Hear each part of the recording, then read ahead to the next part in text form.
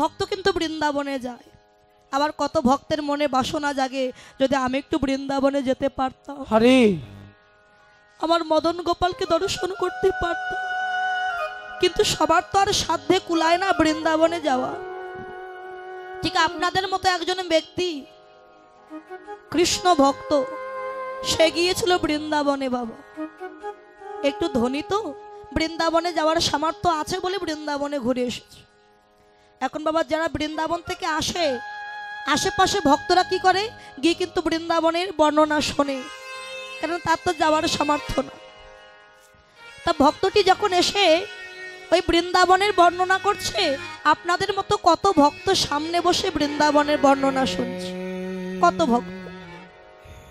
আর ওই ভক্তের মাঝে দাঁড়িয়েছিল ছোট্ট একটা ছেলে, মুচির ছেলে, নিচু জাত, জগতে আপন বলতে কেউ নাই। তা ছেলেটা চিন্তা করছে, আমি তো বৃন্দাবনে যেতে পারবো না, কোনোদিন যাওয়াও হবে না আমার, তা আমি একটু বৃন্দাবনে বর্ণনা একটু শুনি। আর যিনি বৃন্দাবনে গিয়েছিলেন তিনি বর্ণনা করছে, জানো বৃন্দাবনে রাধাকুণ্ড, শ্যামকুণ্ড, যমুনা সব বর্ণনা করছে। বৃন্দাবনের বাকি বিহারী দেখলাম, দাঁড়িয়ে আছে কালো শশী, মাথায় চূড়া মোহন বাসি, পরনে ধুতি, চরণে আছে সোনার নূপুর, সর্বকিছু বর্ণনা করছে। বাবা এখন যখন সব কিছু বর্ণনা করলো, রাধাকুণ্ড, শ্যামকুণ্ড, যমুনা মাইয়া, গিরি গোবর্ধন, মন্দিরে বাকি বিহারীর বর্ণনা করছে, সবাই শুনছে।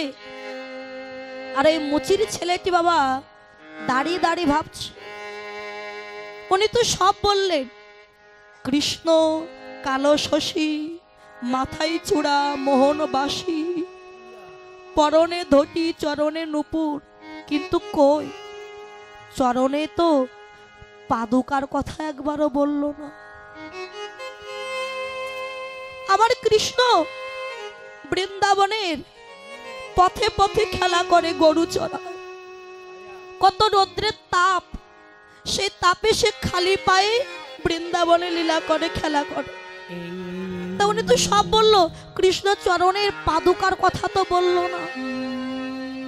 তাহলে কি কৃষ্ণের চরণে পাদুকা নাই? আমার কৃষ্ণ কত কষ্ট পাচ্ছে, এই রৌদ্রের তাপে তার চরণে কত তাপ লাগছে। আমি যদি একটু কৃষ্ণের জন্য এক জোড়া পাদুকা নিয়ে যেতে পারতাম, কিন্তু কি করব, আমি তো ভিখারি, আপন বলতে কেউ নাই, আমি নিজেই অনাথ, দুবেলা খেতে পারি। পাদুকা তৈরি করতে গেলে চামড়ার দরকার, চামড়া না কিনলে তো আর জুতা তৈরি করা যাবে। আমি মুচির ছেলে, ঠিক আছে আমি পাদুকা বানাতে পারি, জুতা বানাতে পারি আমি, কিন্তু চামড়া কিনতে হবে, সেই অর্থ তো আমার না। তাহলে কি আমার বাকি বিহারে কি আমি পাদুকা পরাতে পারবো না?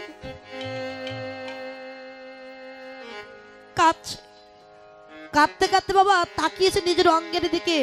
নিজের অঙ্গে একটা ছিল উত্তরীয় বসন, একটা বহির্বাস, একটা মাত্র বসন অঙ্গে আছে। চিন্তা করলো, আমার কিছু থাক বা না থাক, এই উত্তরীয় বসন, এই বহির্বাসটা তো আমার আছে। এই বহির্বাসটা অর্ধেকটা কেটে আমার বাকি বিহারীর জন্য আমি এক জোড়া পাদুকা তৈরি করব, কাপড়ের পাদুকা। অর্ধেকটা আমার অঙ্গে থাকবে, আর অর্ধেকটা আমার বাকি বিহারীর জন্য আমি পাদুকা তৈরি করব। বাবা ওই কাপড়ের পাদুকা তৈরি করেছে, তৈরি করে পাদুকা দুখানা বুকে জড়িয়ে ধরেছে। বাকি বিহারী, আমি তো চিনি না বৃন্দাবন কত দূর, আমি কি যেতে পারবো তোমার কাছে? এই পাদুকা কি আমি তোমায় পড়াতে পারবো দয়াবো? রাস্তায় বাহির হয়েছে, যাকে দেখছে, যাকে বলে ভাই বলতে পারো বৃন্দাবন কত দূর? কেউ তাকে দূর দূর করে তাড়িয়ে দিয়েছে, এই কোথাকার ছেলে, এখন এসেছে বৃন্দাবনে যাবে? কেউ তাকে পাগল ভেবে তাড়ি দিচ্ছে, আবার কেউ তাকে পথের সন্ধান বলে দিচ্ছে।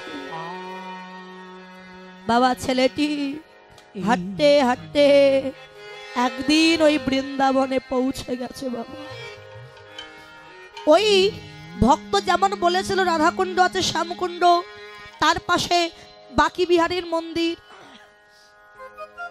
ছেলেটি খুঁজতে খুঁজতে ঠিক পৌঁছে গেছে, তবে রাত হয়ে গেছে তো।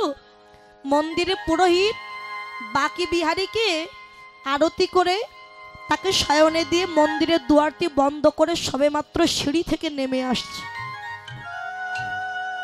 ছেলেটি পাদুকা দুখানা বুকে নিয়ে ছুটে যাচ্ছে। বাবা যতই কষ্ট পায়, দুঃখ পায়, পাদুকা দুখানা মাটিতে ফেললো না। কেন জানেন? যেটা একবার মাটিতে পড়ে যায় সেটা উচ্ছিষ্ট হয়ে গেলে আমার গোবিন্দ সেবায় আর লাগে না। পাদুকা দুখানা বুকে জড়িয়ে ধরে ও পুরোহিত নামছে দেখে ছুটে গিয়ে পুরোহিতের চরণে আছাড় খেয়ে পড়েছে। বাবাজি, ও বাবাজি, আমি না অনেক দূর থেকে এসেছি, আমার বাকি বিহারীকে একটু দর্শন করবার জন্য কৃপা করে একটু মন্দিরের দুয়ারটি খুলে দাও না। এই এখন রাত কয়টা বাজে? রাত হয়ে গেছে, আমি বাকি বিহারীকে শয়নে দিয়েছি, তাকে শয়ন থেকে জাগানো যাবে না, অপরাধ হবে, তুই কাল আসিস। না বাবা, বড় আশা করে এসেছি, এই পাদুকা দুখানা আমার বাকি বিহারীকে একটু পড়াবো বলে, আমায় তাড়িয়ে দিও না। এই বললাম না অনেক রাত হয়ে গেছে, এখন মন্দিরে দরজা খোলা যাবে না, যা বলছি। না বাবা, তাড়িয়ে দিও না, আমি একবার শুধু ওই কালো শশীকে দর্শন করতে চাই। এত করে বলছি তবু তুই এমন করে আমার চরণ ধরে পড়ে আছিস, যা বলছি। বাবা যখন চরণ ছাড়লো না, পুরোহিত রেগে গিয়ে ছেলেটি বাবা ওই যে চরণটা ধরেছিল এমন জোরে একটা পদাঘাত করেছে, ছেলেটি বাবা ওই সিঁড়ি থেকে গড়াতে গড়াতে এসে পড়েছে মাটিতে। পুরোহিত চলে গেছে, ছেলেটি কাঁদছে। বাকি বিহারী, তোমার দর্শন না করে আমি যাব না, এই যত কষ্ট যত দুঃখ হোক, এই পাদুকা আমি তোমাকে না পরিয়ে কিছুতেই যাব না। আর ওই মাটিতে ধুলায় পড়ে কাঁদছে আর ডাক দিয়েছে, বাকি বিহারী একবার দেখা দাও। যেই না বাকি বিহারী বলে ডাক দিয়েছে, শয়ন থেকে জেগে উঠেছে আমার বাকি বিহারী মন্দিরে। ওরে কে কে এমন করে আকুলি বেকুলি করে আমায় ডাক দিলি, কে, যে আমি আর ঘুমিয়ে থাকতে পারলাম না। এত আকুলতা বেকুলতা কার? বাকি বিহারী ছোট্ট একটা বালক রূপ ধারণ করে বাবা ওই ছেলেটার কাছে এসে দাঁড়িয়েছে। এই কে তুই? এখানে পড়ে কাঁদছিস কেন? আরে ছোট্ট ওই মুচির ছেলেটা বলে, আরে আগে বলো তুমি কে? এইটুকু তোমার বয়স, এত স্বর্ণালঙ্কার পরে এত রাত্রে বাহির এসেছো, তোমার বাবা মা তোমায় খুঁজছে না? বলে আমার কথা বাদ দে, আগে তুই বল তো এখানে তুই কাঁদছিস কেন? বলে জানো আমি এসেছি আমার বাকি বিহারীকে শুধু একটু পাদুকা পরাবো বলি, কিন্তু কিছুতেই পুরোহিত মন্দিরের দুয়ারটা খুলে দিল না। কত আশা করে এসেছে, পাদুকা দুখানা বুকে নিয়েছে, বাবা কাঁদছে, তার নয়নের জলে পাদুকা দুখানা ধৌত হয়ে যাচ্ছে। ভগবান বলে এখন তো অনেক রাত হয়েছে, মন্দিরের দরজা বন্ধ, তাই এখন তো তুই তো তার দেখা পাবি না। বলছি দেখা না পেলে আমি এখান থেকে যাব না। ভগবান বলেন দেখ এখন তো আর দেখা পাবি না, দেখ কাজ কর, ওই পাদুকা দুখানা না হয় আমাকেই পরাইয়ে দে, আমায় পরিয়ে। কেন তুমি কি আমায় পাগল পেয়েছো? আমি তোমায় পড়াবো কেন? বলে শোন, তুই তো বাকি বিহারীর দর্শন পাবি না, সেখানে পড়ে কাঁদবি, আমাকে পড়িয়ে দিয়ে তুই বাড়ি চলে যা। না, যতই কষ্ট পায় আমি তোমায় পড়াবো না, আমি আমার বাকি বিহারীকে পড়াবো। ভগবান বলে ওরে, আমি যদি তোর বাকি বিহারী হয়ে থাকি, না না না, আমি ওই ভক্তের বদনে শুনেছি বাকি বিহারী কালো শশী, মাথায় চূড়া হাতে মোহন বাসি, পরনে ধুতি চরণে সোনার নূপুর। তুমি তো সে আমার বাকি বিহারী নও। সত্যি তুমি যদি আমার বাকি বিহারী হয়ে থাকো, তবে এই রূপে তুমি আমায় দেখা দিয়েছো কেন? সত্যি যদি তুমি ভক্তের ভগবান হয়ে থাকো, একবার কৃপা করে আমি যে রূপ দর্শন করেছি, যে রূপের কথা শুনেছি, একবার তেমনি করে তুমি দাঁড়াও এসে আমার এই নয়ন আমি সার্থক করে নেই তোমায় দর্শন করে। ভগবান দেখলো আমার ভক্ত যে বড় চতুর, ওর চোখ ফাঁকি দেওয়া যাবে না। ভগবান বলে ওরে, আমি তো বলছি তুই আমাকে পড়া। না না না, আগে পাদুকা পড়াবো, তবে আগে তেমনি করে দাঁড়াও এসে, আগে তেমনি করে দাঁড়াও এসে, আগে তেমনি করে দাঁড়াও এসে, তোমার ওই রূপ দর্শন করে জনম ধন্য করি। আগে তেমনি করে দাঁড়াও এসে, ওই রূপ দর্শন করে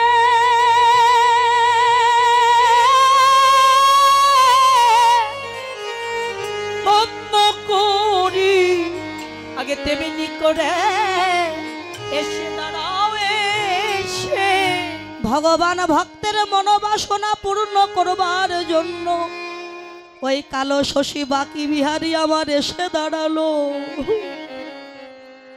ছোট্ট ছেলেটি আমার ভগবানের রূপ দর্শন করে ছুটে গিয়ে আছাড় খেয়ে পড়েছে ভগবানের চরণে।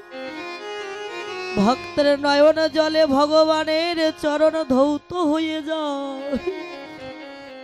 ওরে ভক্তরি, তুই অমন করে আমার চরণে পড়ে কাঁদিস না।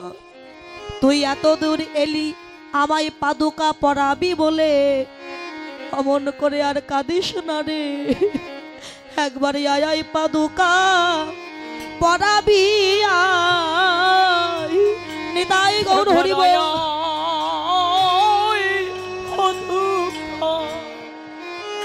পরাবি একবার আয় পাদুকা পরাবি, আয় পাদুকা দুখানা পরিয়ে দে। পাদুকা দুখানা যখন পরিয়ে দিচ্ছে বাবা, চরণ দুখানা পেয়ে কেঁদে বলে দয়াময়, আমার এই জীবনে আর চাওয়ার কিছু না, যে আমি তোমার চরণ পেয়েছি। দয়াময় বলে তুই তো আমার জন্য পাদুকা নিয়ে এলি, তবে আমি তোকে কি দেব বল? প্রভু, চাওয়ার কিছু না, আশীর্বাদ করো। এমনি ভাবে প্রতি জন্মে জন্মে তোমার ওই চরণ ছাড়া আমায় করো না গো। বাবু তোমার চরণে ছাড়া আমায় করো না গো। তোমার চরণ ছাড়া আমায় করো না গো। তোমার ওই চরণে আমায় একটু আশ্রয় দিও, তোমার চরণ ছাড়া করো না গো। তোমার ওই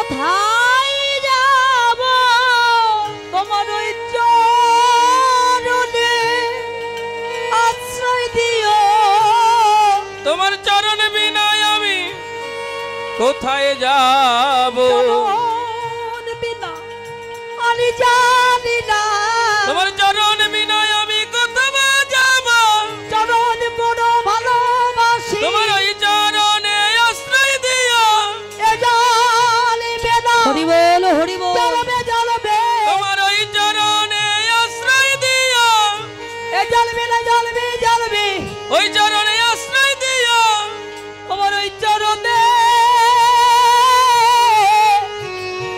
আমায় একটু আশ্রয় দিও তাই আকুলি ব্যাকুলি করে যদি কেউ ডাকতে পারে ভগবান কি না এসে থাকতে পারে তিনি বললেন ভক্ত আমার মাতা পিতা ভক্ত আমার গুরু ভক্ততে রেখেছে নাম বাঞ্ছা কল্পতরু